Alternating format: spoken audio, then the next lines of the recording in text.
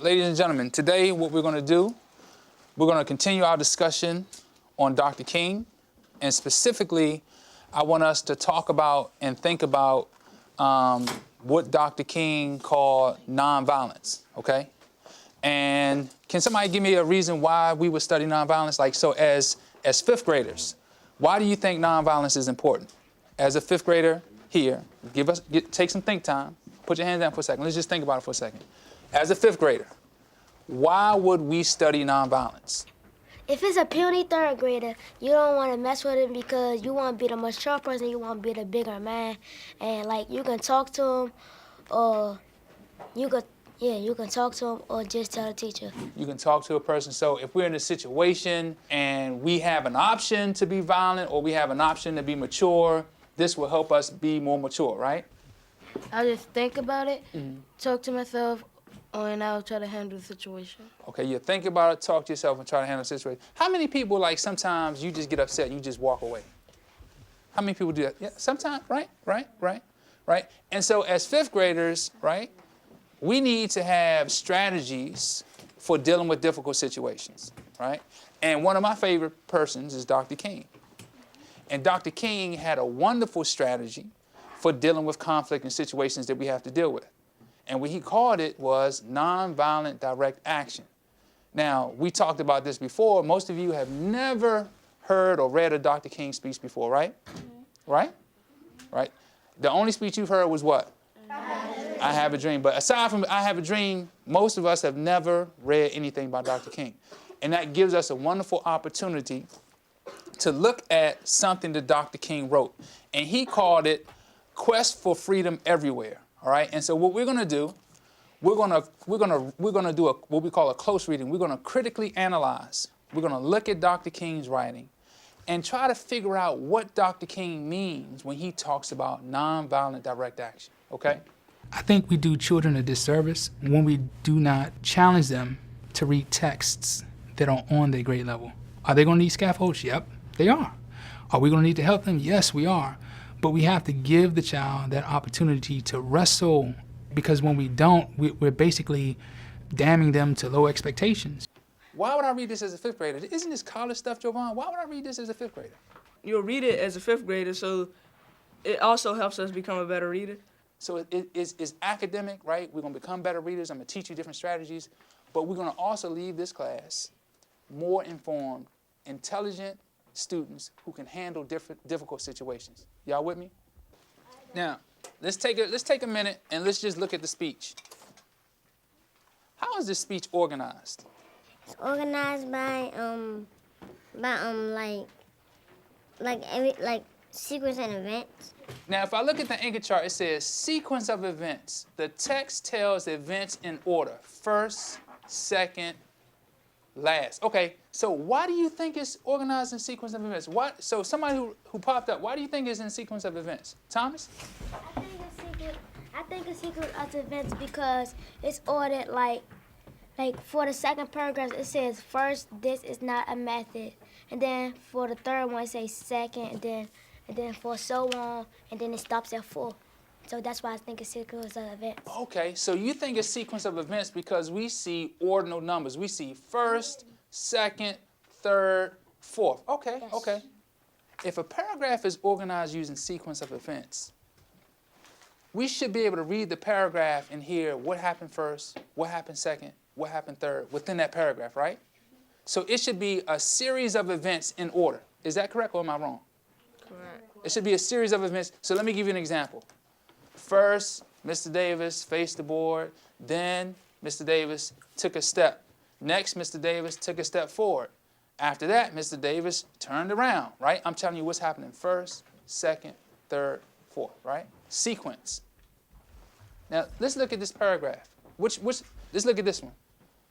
First, this is not a method for cowards. It does resist. The nonviolent resistor is just as strongly opposed to the evil against which he protests as is the person who uses violence. His method is passive.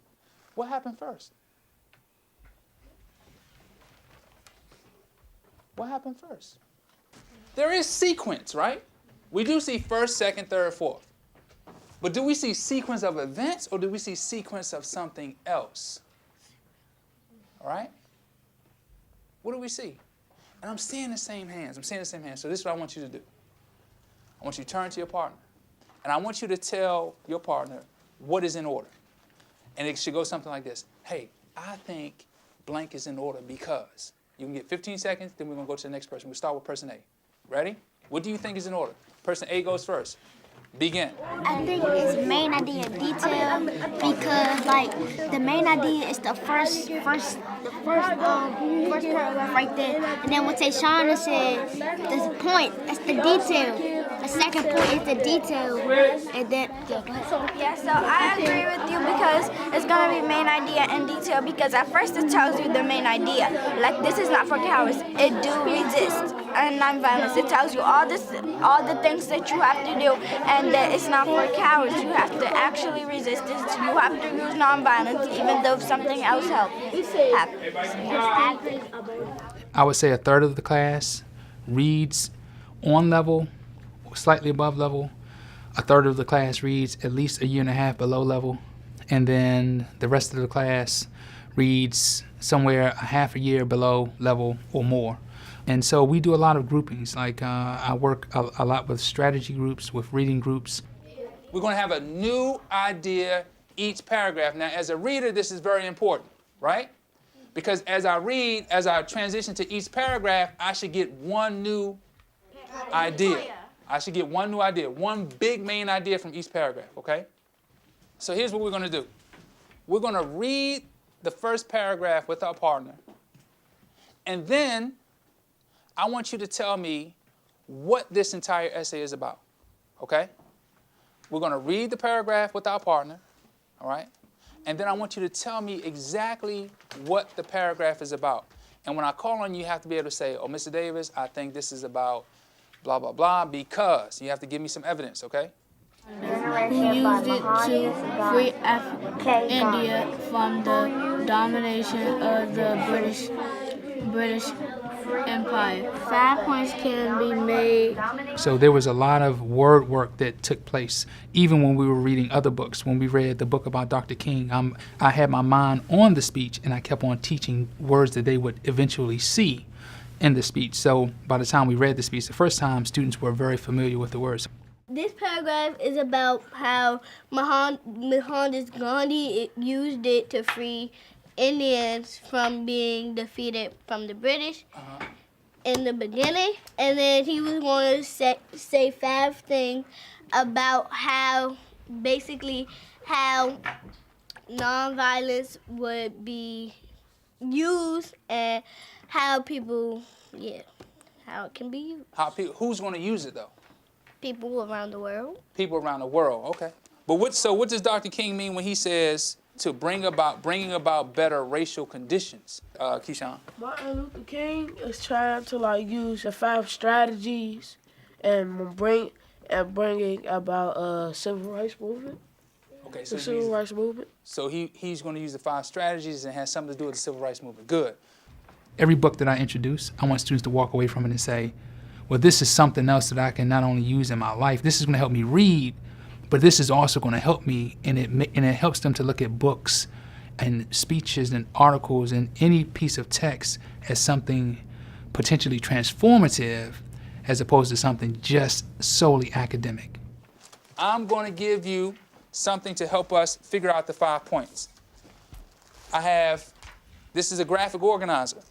We're going to go paragraph by paragraph to pull out the 5 points that Dr. King talks about. All right? So here's what we're going to do. We're going to work individually, and then we're going to discuss our answers as a table. So the first 3 minutes, I want you to read. I want you to have a good idea. I want you to read it, and then we're going to do a round robin. We're going to do an all round robin right. So we're going to read it.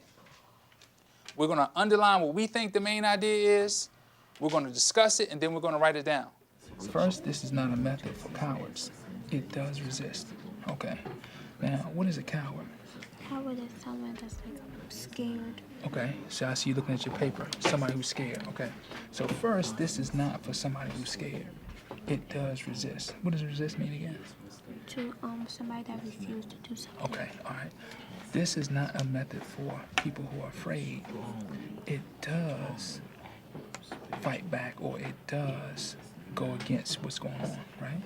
What does that mean to you, Tyreek? That is a literary textbook, but had it not been for the Common Core, I don't know, maybe I would have chosen this Dr. King speech.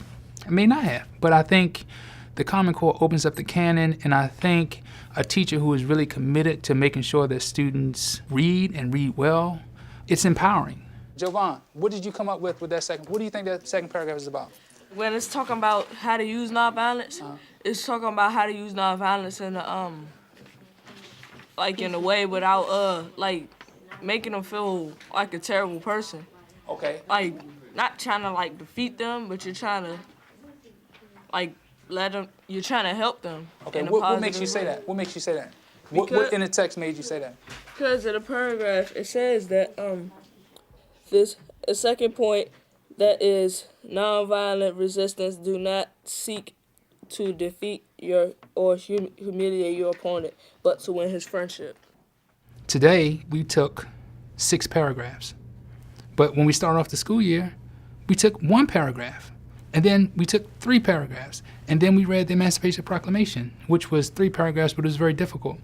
So I grew my students to the point where we can take 6 paragraphs.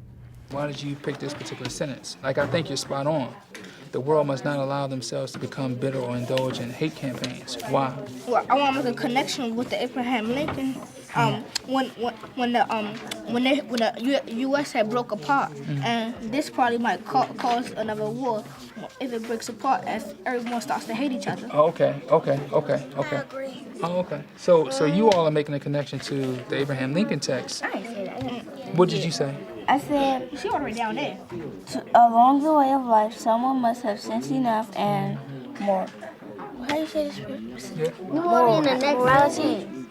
Morality to enough to cut off the chain of hate. So what does that mean? It means the person should have enough sense enough to You said cut off the chain of hate. hate. So they must stop what? They must stop the hate of. Why? Why must they stop the hate? Cause they should stop the hate because What did the text say? Don't think to yourself. What did it say? He said it. The first sentence is what? it says has brought out concerning nonviolent resistance. So I know it's a couple of difficult words, right? Because he talks about internal and external, right? External Hold on, hold on. outside. Everybody give me 5. All right, listen. This is our last round robin, okay? Listen, you all are doing a great job. It's tough.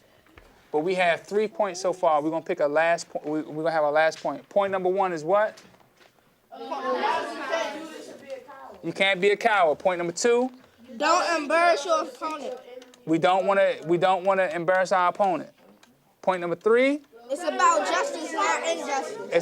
It's about justice, not injustice. Now think about this. Somebody then pushed you out of line, and now you're going to respond nonviolently. So 1, you can't be scared, right? You won't be scared. We're not going to try to embarrass the person. We're trying to fight the belief that people think they can bully others. And what's the 4th point? All right, that's what we're going to talk. Wait. That's what we're going to talk about. That's what we're going to talk about. 30 seconds, starting with person number 1. Some people might mistake and think they're right, but we're trying to tell them that, like every time people hate, when the Caucasians were messing with the African Americans, they were hating. But we're trying to say is don't hate and love. Like every time you put hate to it, you're adding more hate to the world.